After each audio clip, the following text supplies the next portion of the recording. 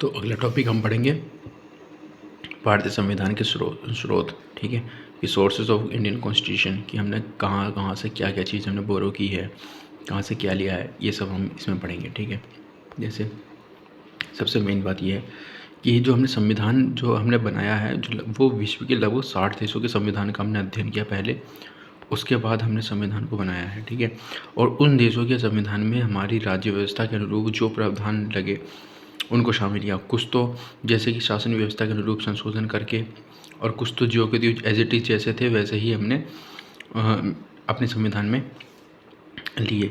हमारे संविधान पर सर्वाधिक प्रभाव भारत सरकार अधिनियम 1935 का किया था। जब हमने ये ग्रहण किया था, इसको ग्रहण किया था, तब इसके हमने लगभग 200 प्रावधान हमने लिए थे यहाँ से।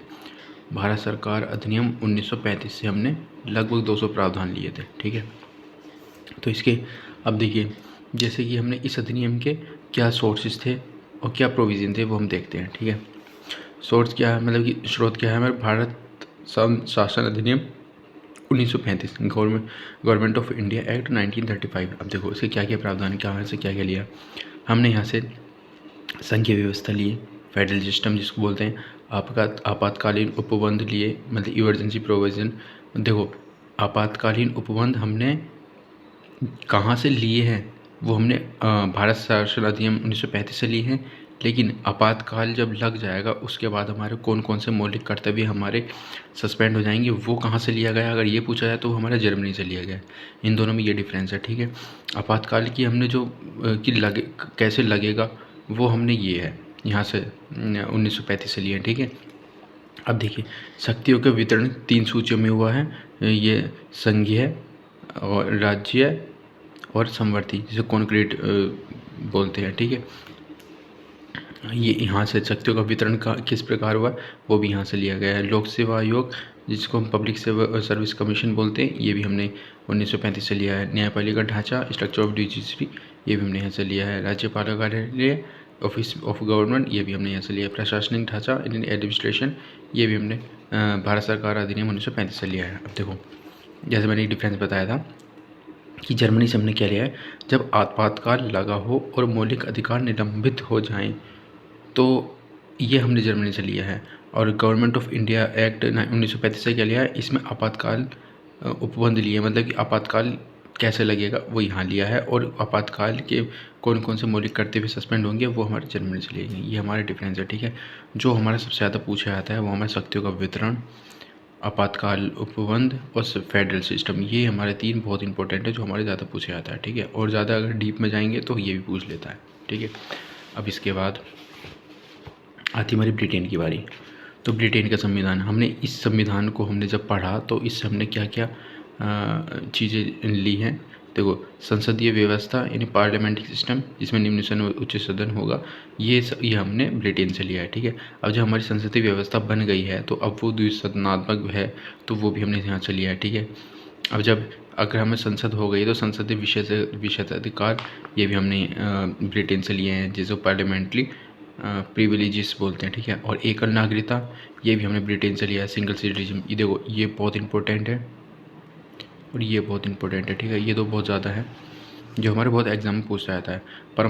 परमाधिकार रेटे, ये भी हमने ब्रिटेन से लिया। राजाध्यक्ष का नामात्र महत्व, ये भी हमने से लिया है। विधायी प्रक्रिया, मंत्रिमंडलीय प्रणाली, ये तो हमारी जो सबसे ज़्यादा इंपॉर्टेंट चीज़ें हैं, एक तो हमारा एकल नागरिकता हो गया, द्विसदनात्मक हो गया और संघीय, ये 3 हमारे बहुत ही ज़्यादा इंपॉर्टेंट है।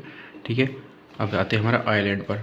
आयरलैंड से हमने क्या क्या लिया है। ठीक है, इसको इरिश कॉन्स्टिट्यूशन भी बोलते हैं। ठीक है, जब हमने इसका अध्ययन किया तो हमने यहाँ से DPSP लिया, जिसको हम बोलते हैं directed principle of state policy. ठीक है, राज्य के नीति निर्देशक तत्व, ये हमारे भाग 4 में है और आर्टिकल 36 से 51 तक ये बहुत इंपॉर्टेंट है। ठीक है, ये हमने आयरलैंड से लिया है। और राष्ट्रपति का निर्वाचन पद्धति, यानी उसके इलेक्शन का मेथड जो है वो भी हमने, राष्ट्रपति के इलेक्शन का मेथड, ये भी हमने आयरलैंड से लिया है।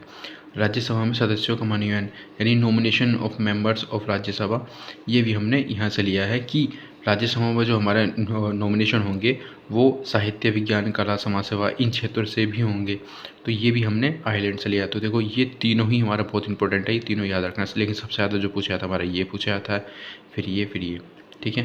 देखो यह जो हमारा ये भी है ना, राज्यसभा में सदस्यों का मनोनयन जो होगा वो इन क्षेत्रों से भी होगा। यहाँ से सदस्यों का मनोनयन होता है, यहाँ से 12 सदस्य मनोनीत होते हैं राष्ट्रपति के द्वारा। ठीक है, अब आगे आते हैं।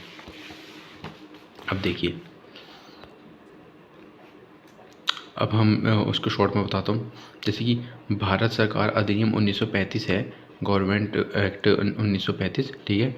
तो इसमें हमने क्या क्या लिया, अब थोड़ा सा डीप और एनालिसिस कर लेते हैं। जैसे हमने पहले बताया था संघीय व्यवस्था, फेडरल सिस्टम बिल्कुल दिया हमने, वहीं से लिया है। जिसको आर्टिकल 1 में क्या बोलता है, इंडिया अर्थात भारत राज्यों का एक संघ होगा। ठीक है, भारत राज्यों के मध्य किसी समझौते का परिणाम नहीं है। ठीक है, किसी भी राज्य को भारत संघ से अलग होने की कोई अधिकार नहीं है, ये सब आर्टिकल 1 में कहता है। ठीक है, और ये क्या है, इंडिया अर्थात भारत। ठीक है, इसमें 28 प्रांत हैं और अब तो हमारे 8 यूटी है।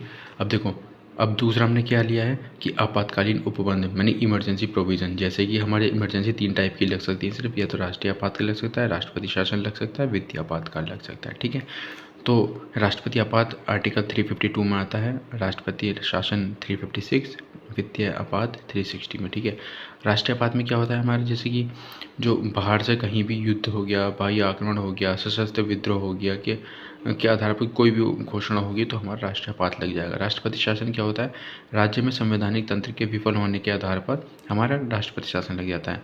वित्तीय आपात क्या होता है, वित्तीय मतलब कि कहीं भी आर्थिक संकट की स्थिति बन जाती है तो हमें वित्तीय आपात का लग जाता है। ठीक है, अब जब भी हमारा कोई सा भी आपातकाल लग जाए, कोई सा भी, ठीक है, आपातकालीन कुछ भी लग गया तो उसमें से हमारी यही 2 आर्टिकल लगेंगे, या तो ये लगेगा या ये लगेगा। ठीक है, तीनों में से कोई भी इमरजेंसी लगे तब इन दोनों आर्टिकल में से कोई एक ही लगेगा। ठीक है, जैसे अगर मान लो आपका आर्टिकल 358 लगता है तो इसमें क्या होता है, आर्टिकल 19 जो है वो स्वतः नहीं ऑटोमेटिकली सस्पेंड हो जाता है। ठीक है, और अनुच्छेद 20 और 21 निलंबित नहीं होते हैं, अन्य सभी मौलिक अधिकार हो जाते हैं। ठीक है, 20 और 21 ये बहुत पूछा जाता है कि कौन सा आर्टिकल ऐसे हैं जो इमरजेंसी लगने पर भी सस्पेंड नहीं होते हैं, तो वो आर्टिकल 20 और 21 होते हैं ये। ठीक है, बहुत ज़्यादा इंपॉर्टेंट है। ठीक है, अगर हमारा आर्टिकल 19 ये 359 लगता है, अब देखो ये 358 लगा था तो इसमें ही ऑटोमेटिकली सस्पेंड हो गया था, लेकिन अगर आर्टिकल 359 लग जाता है, अगर राष्ट्रपति आर्टिकल 359 लगने के बाद, तो आर्टिकल 19 जो स्वतः निलंबित नहीं होता, इसको राष्ट्रपति निलंबित करता है कि उसमें कौन कौन से,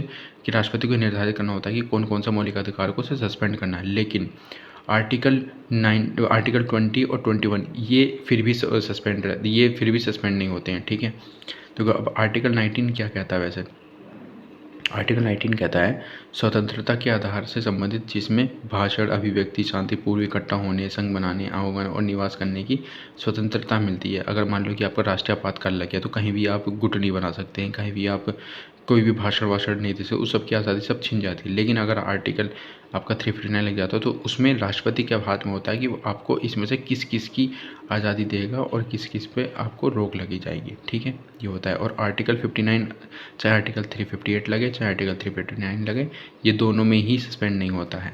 ठीक है, आर्टिकल 20 और 21 को निलंबित नहीं किया जा सकता, चाहे कुछ भी लग जाए। ठीक है, अब देखो 44वें संविधान संशोधन में क्या हुआ था, आर्टिकल 352 में सशस्त्र विद्रोह शब्द जोड़ा गया। ठीक है, इसमें पहले आंतरिक अशांति हुआ करता था। आंतरिक अशांति के आधार पर 26 जून 1975 को आपातकाल की उद्घोषणा की थी। ठीक है, देखो आर्टिकल 19 और ये 20 और 21 क्या है, अब ये आर्टिकल 20 और 21 को सस्पेंड नहीं किया जा सकता है ये किसी भी हालत में। ठीक है, आर्टिकल 20 क्या कहता है, अपराधों के लिए दोष सिद्धि के संबंध में ये संरक्षण। ठीक है, आर्टिकल 20 ये कहता है। आर्टिकल 21 क्या कहता है, प्राण एवं देह स्वतंत्रता का अधिकार, ये आर्टिकल 21 कहता है। ठीक है, आपातकाल की घोषणा जो राष्ट्रपति होते हैं मंत्रिमंडल में लिखित प्रस्ताव पर करेंगे। ठीक है, ये हमारा होता है, इमरजेंसी कैसे लगता है, राष्ट्रपति उस पर हस्ताक्षर करते हैं तब हमारा इमरजेंसी लगती है। मंत्रिमंडल शब्द सिर्फ आर्टिकल 352 के अंदर आता है। अब तीसरा क्या था हमारा, तीसरा हमारा यह था कि शक्तियों के वितरण की 3 सूचियाँ हैं हमारी। ठीक है, तो ये हमारा किस किस टाइप से हमारा शक्तियों का वितरण होगा, मैंने आपको बताया था संघ सूची है, राज्य सूची है और एक समवर्ती सूची है। ये हमारा इसमें ही आता है, भारत शासन अधिनियम 1935 के अंतर्गत ही आता है। ठीक है, वर्तमान में अनुसूची हमारी 12 है। ठीक है, और हमारा मूल संविधान में अनुसूची हमारी 8 थी, जो पहले सबसे पहले 8 थी लेकिन अब हमारी 12 हो चुकी है।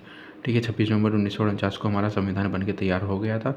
अब इसमें हमारी जो नई अनुसूचियाँ हैं वो हमारी कौन कौन सी जुड़ी है, 9वीं 10वीं 11वीं 12वीं कौन कौन सी है। देखो 9वीं में क्या होता है, प्रथम संविधान संशोधन हुआ था हमारा 9वीं में, 1951 में प्रथम संविधान संशोधन हुआ था भूमि सुधार को लेकर, ठीक है। और 10वीं अनुसूची है 52वां संविधान संशोधन हुआ था 1985 में, जिसमें दल बदल से निषेध था, ठीक है। 11वीं अनुसूची में 73वां संविधान संशोधन 1992, जिसमें हमारे ग्राम पंचायत के लिए संशोधन हुआ था। 12वीं में हमारा 74वां संविधान संशोधन था, जिसमें हमारा नगर पंचायत के लिए संशोधन हुआ था, ठीक है। अब जो हमारी 7वीं अनुसूची है उसमें हमारे शक्तियों का पृथक्करण बताते हैं, यानी सेपरेशन ऑफ पावर। जैसे कि संघ सूची में हमारे कितने विषय हैं, राज्य सूची में कितने विषय हैं, समवर्ती सूची। मैंने आपको बताया था कि राज्य सूची में सबसे पहले 66 विषय थे, लेकिन इसमें से 5 विषय हमने उठाकर समवर्ती सूची में डाल दिए हैं। अब जैसे भाग 11 क्या कहता है, केंद्र राज्य संबंधित है, ठीक है, relation between central and state, ठीक है। इसमें क्या होता है, हमारे विधायी संबंध है, प्रशासनिक संबंध है। विधायी जो हमारे लेजिस्लेटिव संबंध है हमारे 245 से लेकर 255 तक है, और प्रशासनिक संबंध हमारे 256 से 263 तक है। जिसमें क्या होता है, राज्य सूची में पहले हमारे 66 विषय होते थे, मैंने यहाँ बताया था 66 होते थे, लेकिन 5 विषय हमारे राज्य सूची से समवर्ती सूची में डाले, 42 संविधान संशोधन के माध्यम से डाले थे, ठीक है। समवर्ती सूची का जो हमारा प्रावधान है वो हमारा ऑस्ट्रेलिया से के संविधान से लिया गया है, ठीक है। ये भी बहुत पूछा जाता है कि समवर्ती सूची का प्रावधान कहाँ से लिया गया है, तो हमारा ऑस्ट्रेलिया से लिया गया है, ठीक है। अब देखिए, अब आता है हमारा अमेरिका के संविधान से क्या क्या लिखा है। अब सबसे इम्पोर्टेंट है हमारा कि मौलिक कर्तव्य हमारे फंडामेंटल राइट्स हमारे अमेरिका के संविधान से लिया गया है। उपराष्ट्रपति का पद जो भी होगा, ऑफिस ऑफ वाइस प्रेसिडेंट, ये भी हमारा अमेरिका के संविधान से लिया गया है। राष्ट्रपति का महाभियोग मतलब कि इम्पीचमेंट ऑफ प्रेसिडेंट, ये भी हमारा अमेरिका से लिया गया। ये तीनों बहुत ही ज़्यादा इंपॉर्टेंट है, तो याद करना है हमें। और सबसे मेन कि प्रस्तावना का विचार जो हमारा कॉन्सेप्ट है वो हमारा अमेरिका से लिया गया। ये 4 तो हमारे बहुत ही ज़्यादा इंपॉर्टेंट है, ठीक है। अब देखिए, स्वतंत्र, जैसे कि मान लो कि स्वतंत्र व सर्वोच्च न्यायपालिका, इंडिपेंडेंट एंड सुप्रीम जुडिशरी, अगर कोई हमारे निर्णय देती है, जैसे कि न्यायिक पुनरीक्षक हो गया, न्यायिक सक्रियतावाद हुआ, जिसमें मान लो कि इसको इंग्लिश में जुडिशल रिव्यू और जुडिशल एक्टिविज्म बोलते हैं, ठीक है। अब इसका क्या मतलब है ये मैं आपको बताता हूँ। देखो, जैसे अगर जुडिशल रिव्यू क्या कहता है, तो मान लो कि हमारे संविधान ने न्यायपालिका को आधार दिया है कि संसद के द्वारा बनाए गए कानून को रिव्यू कर सकते हैं और उसकी वास्तविकता को जानते हैं। अगर कानून संविधान के बेसिक स्ट्रक्चर के अगेंस्ट है तो कोई भी जुडिशल रिव्यू कर सकता है, तब ये जुडिशल रिव्यू होगा, ठीक है। अगर हमारा कोई भी हम नियम बन रहा है, अगर हमारा बेसिक स्ट्रक्चर से संविधान का जो बेसिक स्ट्रक्चर उससे अगेंस्ट जा रहा है, तो हम जुडिशल रिव्यू कर सकते हैं। और एक होता है जुडिशल एक्टिविज्म। इसमें क्या होता है, जब न्यायपालिका अपने अधिकार क्षेत्र से बाहर जाकर ऐसे निर्णय सुना देती है जो जुडिशल एक्टिविज्म के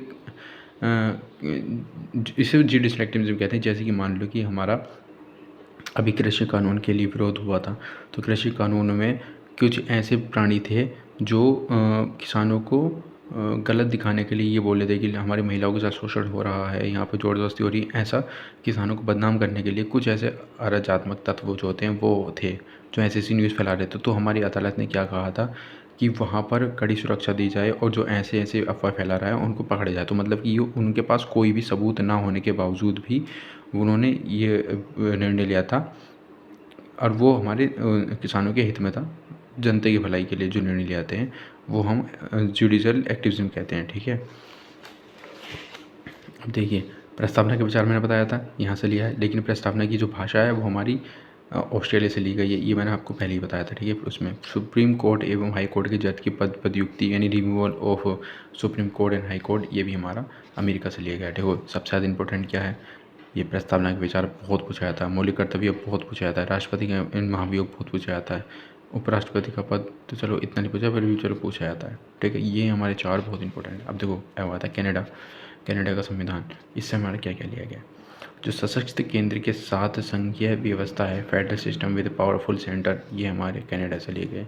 अवशिष्ट शक्तियों का केंद्र के पास होना, रेजिडेंसी पावर, ये हमारा कनाडा से लिए गए। केंद्र द्वारा राज्यों में राज्यपाल की नियुक्ति, ये हमारा कनाडा। उच्चतम न्यायालय का परामर्शी न्यायालय, ये हमारा कनाडा। सबसे इम्पोर्टेंट हमारा ये कि केंद्र द्वारा राज्यपाल की नियुक्ति जो होती है ये हमारा यहाँ से लिया था, ठीक है। और ये याद कर लेना है। अब देखो, अब एक चीज़ ये सुनो, जो हमारी प्रस्तावना है, प्रेम्बल, जो मूल संविधान हमारा 26 नवंबर 1949 को बनकर तैयार हो गया था। बार बार डेट याद करने की ज़रूरत है, बहुत पूछा जाता है। और यह प्रस्तावना में सबसे पहले शामिल किया गया। ये जो तो है ये सबसे पहले शामिल प्रस्तावना को किया गया है, लेकिन सबसे एंड में हमारी प्रस्तावना को क्या बोलते हैं, सबसे एंड में जोड़ा गया था, लेकिन जो सबसे संविधान के फ्रंट में है वो हमारा प्रस्तावना ही है। ठीक है, जो इसके विचार हैं मैंने बताया था अमेरिका के संविधान से लिए गए हैं, लेकिन जो भाषा है हमारी ऑस्ट्रेलिया के संविधान से ली है। बहुत इंपॉर्टेंट है दोनों बातें। प्रस्तावना को हिंदी में उद्देश्य का नाम दिया गया था। ये कब दिया गया? तो 13 दिसंबर 1946 को डॉक्टर जवाहरलाल नेहरू ने अपने उद्देश्य प्रस्ताव प्रस्तुत किया था, तब हमारा उसका नाम उद्देश्य के आधार पर रखा गया था। इस प्रस्ताव को 22 जनवरी 1947 को स्वीकार कर लिया गया था। ठीक है, 13 दिसंबर को प्रस्ताव रखा और 22 जनवरी को हमारा ये कबूल कर लिया गया था। अब प्रेम्बल पर सर्वाधिक प्रभाव हमारा उद्देश्य प्रस्ताव से ही पड़ा था, क्योंकि इसमें हमारे मौलिक कर्तव्यों के बारे में बहुत कुछ बोला गया था जो जवाहरलाल नेहरू ने उद्देश्य प्रस्ताव में रखा था। अब देखिए ऑस्ट्रेलिया का संविधान इससे क्या क्या लिया, सबसे मेन समवर्ती सूची हमारी कॉन्करेंट लिस्ट, ये हमारी ऑस्ट्रेलिया से ली गई है। प्रस्तावना की भाषा लैंग्वेज बहुत ज़्यादा इंपॉर्टेंट है दोनों, जो हमारा ऑस्ट्रेलिया से ली गई है। अब संसद के दोनों सदनों की संयुक्त बैठक जॉइंट सेशन ऑफ पार्लियामेंट, ये भी हमारा ऑस्ट्रेलिया से ली गई। व्यापार वाणिज्य व सम्मान की स्वतंत्रता हमारी, liberty of trade practices and intercourse, ये सब हमारा सब ऑस्ट्रेलिया से लिया गया है। ठीक है, ये 3 हमारे बहुत इंपॉर्टेंट है, और 3 में से 2 तो बहुत ही ज़्यादा इंपॉर्टेंट है। ठीक है, अब जैसे अब देखो ये बात है हमारा भूतपूर्व सोवियत संघ का संविधान यानी यूएसएसआर कॉन्स्टिट्यूशन। मैंने आपको बताया था कि ये क्या था। भूतपूर्व सोवियत संघ क्या था हमारा, ये हमारा परिसंघात्मक था, जिसमें मैंने आपको बताया था कि छोटे छोटे देश जैसे 14 देश थे वो एक बड़े देश के साथ मिलकर एक संघ बना लेते हैं। वही हमारा यूएसआर था जो बहुत कमज़ोर था। ठीक है, जो हमारा बिखर गया था। अब इसमें क्या क्या हमारा मौलिक कर्तव्य, सबसे मेन मौलिक कर्तव्य हमारी यूएसएसआर से लिए गए, भूतपूर्व सोवियत संघ का इतिहास और आर्थिक सामाजिक और राजनीतिक न्याय का आदर्श, ये हमारा इसलिए सबसे इंपॉर्टेंट हमारा मौलिक कर्तव्य है। ठीक है, अब आता है बहुत इंपॉर्टेंट कि दक्षिण अफ्रीका संविधान से क्या लेगा। सबसे ज़्यादा पूछे जाने वाला क्वेश्चन ये आता है कि संविधान में जो संशोधन की प्रक्रिया वो हमारे दक्षिण अफ्रीका साउथ अफ्रीका से ली गई है। ठीक है, process of amendment of constitution बहुत ज़्यादा इंपॉर्टेंट है। और राज्यसभा में सदस्यों का निर्वाचन, ये भी हमारा दक्षिण अफ्रीका से लिया गया है। ठीक है, दोनों इंपॉर्टेंट है, लेकिन ये सबसे ज़्यादा इंपॉर्टेंट है। अब आता है फ्रांस का संविधान। फ्रांस के संविधान से हमने क्या लिया है, इस हमने गणतात्मक ढांचा लिया है,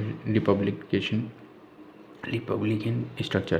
प्रस्ताव ने स्वतंत्र समानता ईमानदारी भाईचारे का आदर्श, ये सब हमारा फ्रांस से लिया गया। अब देखो एक आता वाइमार कॉन्स्टिट्यूशन, जिसको जर्मनी बोलते हैं। जर्मनी मैंने आपको बताया था कि जर्मनी में जो आपातकाल की स्थिति में मौलिक अधिकारों का जो सस्पेंशन होता है, निलंबन होता है, वो हमारा जर्मनी से लिया आता है। लेकिन आपातकाल का जो उपलब्ध जो हमारा किससे लिया गया, जो आपातकाल लगेगा कहाँ से, वो हमारा भारत शासन अधिनियम 1935 से लिया गया था। ठीक है, ये दोनों बहुत इंपॉर्टेंट है, ये बहुत ज़्यादा इंपॉर्टेंट है। एक आता जापान जापानी संविधान से क्या लिया गया, विधि द्वारा स्थापित प्रक्रिया हमारी जापान से ली गई। ठीक है, अब इसका कुछ रिवीजन करते हैं, हमने क्या क्या पढ़ा।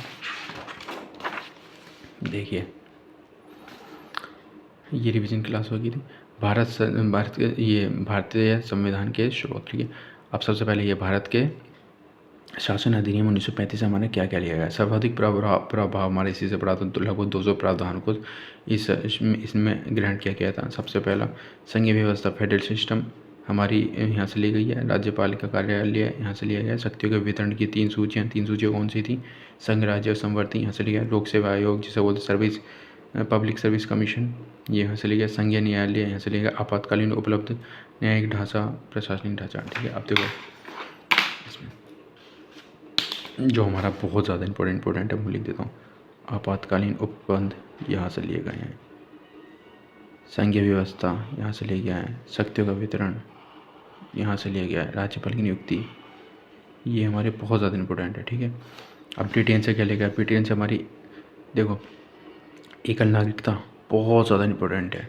संघीय व्यवस्था इंपॉर्टेंट है। द्विसदनात्मक इंपॉर्टेंट है। ठीक है, ये हमारे 3 हैं जो बहुत ज़्यादा। संसदीय कार्यपालिका, ये भी इंपॉर्टेंट है। ठीक है, बाकी तो इंपॉर्टेंट तो सभी है, लेकिन ये कुछ ज़्यादा ही है। ठीक है, ये हमारे ब्रिटेन से लिखे क्या है, संसदीय व्यवस्था, द्विसदनात्मक, संसदीय कार्यपालिका, संसदीय विशेषाधिकार, राष्ट्राध्यक्ष का नाममात्र महत्व, एकल नागरिकता, मंत्रिमंडलीय प्रणाली, विधायी प्रक्रिया, परमाधिकारिता, विधिक शासन। ठीक है, अब देखो आ गया। अब आता है हमारा अमेरिकन संविधान से जो इंपॉर्टेंट वो लिखता हूँ मैं।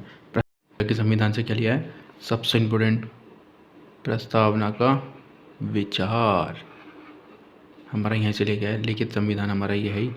मौलिक अधिकार बहुत इंपॉर्टेंट, ये दोनों बहुत ही इंपॉर्टेंट, ठीक है। अब इसमें उपराष्ट्रपति का पद भी इंपॉर्टेंट है। न्यायपालिका की सर्वोच्चता, कि हमारा जुडिशल रिव्यू, जुडिशल एक्टिविज्म, ठीक है। राष्ट्रपति का महाभियोग, ये ठीक है। कुछ याद ना हो तो फिर 1 2 3 4, ये 4 तो होने चाहिए, लेकिन संविधान तो है ही, पर यहाँ से लिया गया, ठीक है। तो ये हमारा बहुत ज़्यादा इंपॉर्टेंट है। एक आता है हमारा आयरलैंड का संविधान। आयरलैंड संविधान से ये डीपीएसपी हमारे यहाँ से ले गए हैं, जिसको हम इंग्लिश में डीपीएसपी बोलते हैं, directive principle of state policy. तो राज्य की नीति निर्देशकता तो हमारे आयरलैंड से ले गए हैं। और इसमें ये बहुत इंपॉर्टेंट, राज्यसभा में जो हमारे सदस्य जो मनोनीत होते हैं, मतलब कि नॉमिनेशन से जो होते हैं, वो साहित्य, कला, विकास, समाज सेवा के क्षेत्र से होते हैं। तो ये राष्ट्रपति के द्वारा होती है, ये भी यहाँ से ले गया। राष्ट्रपति की पदानियुक्ति, ये भी हमारा इंपॉर्टेंट है, ठीक है। अब आता है कनाडा। कनाडा में क्या होता है, सशस्त्र सेवा के साथ केंद्रीय व्यवस्था, अपशिष्ट शक्तियों का केंद्र में निहित सर्वोच्च न्यायालय का प्रवर्तन न्यायालय, केंद्र द्वारा राज्यों का राज्यपाल की नियुक्ति, ये हमारा बहुत इंपॉर्टेंट है, ठीक है। अब देखो दक्षिण अफ्रीका से क्या लेगा, ये सबसे इंपॉर्टेंट है कि संविधान में संशोधन जो हमारा अमेंडमेंट होते हैं वो हमारे यहाँ से लेंगे। राज्यसभा के सर्वोच्चों का निर्वाचन भी हमारा, दोनों इंपॉर्टेंट है, ठीक है। ज़्यादा कुछ है नहीं इसमें। अब आइए यहाँ पर ऑस्ट्रेलिया के संविधान से क्या लेगा, सबसे इम्पोर्टेंट की प्रस्तावना की जो भाषा है ऑस्ट्रेलिया से ली गई है, बहुत पूछी जाती है। देखो भाषा यहाँ से है, विचार हमारा अमेरिका से है, ये दोनों में कन्फ्यूज़ नहीं होना है। समवर्ती सूची, कॉन्क्रीट जिसे बोलते हैं, लिस्ट हमारी यहाँ से ली गई है। संयुक्त बैठक का प्रावधान, व्यापार वाणिज्य एवं समागम की व्यवस्था, तो ये इनमें से चारों में से अगर तुम ये दो याद कर लोगे तो बहुत फ़ायदा रहेगा। अब ये भूतपूर्व सोवियत संघ, यूएसएसआर से क्या लिया, मौलिक कर्तव्य, बहुत इंपॉर्टेंट, ठीक है। चल क्यों नहीं रहा ये, प्रस्तावना में सामाजिक, आर्थिक और राजनीतिक व्यय, आर्थिक नियोजन, ठीक है। इन सबसे मेन ये है कि मौलिक कर्तव्य आपको याद रखना है। फ्रांस का संविधान, प्रस्तावना में स्वतंत्र, समानता, बंधुत्व, ये 3 जो वर्ड जुड़े गए हैं, ये कहाँ से जुड़े गए हैं, ये बहुत पूछा जाता है। तो ये हमारा फ्रांस के संविधान से लेकर कर्तात्मक ढांचा, ये भी इम्पोर्टेंट है, ठीक है। और जापान से मैंने बताया था कि विदेशी द्वारा स्थापित प्रक्रिया, यहाँ से ली गई है। कोई ज़्यादा वैसे पूछे ना फिर, लेकिन सबसे ज़्यादा पूछा जर्मनी। आपातकालीन में जो हमारे मौलिक अधिकार निलंबन होंगे, सस्पेंड होंगे, वो कहाँ से लिए गए, यहाँ से होगा सबसे मेन, ठीक है। तो ये हमारा कुछ ये था कि संविधान की स्रोत कहाँ कहाँ से हमने क्या क्या ग्रहण किया है। 60 देशों के संविधान को पढ़ के हमने ये लिखा है, ठीक है। तो ये हमारे इंपॉर्टेंट बहुत ज़्यादा।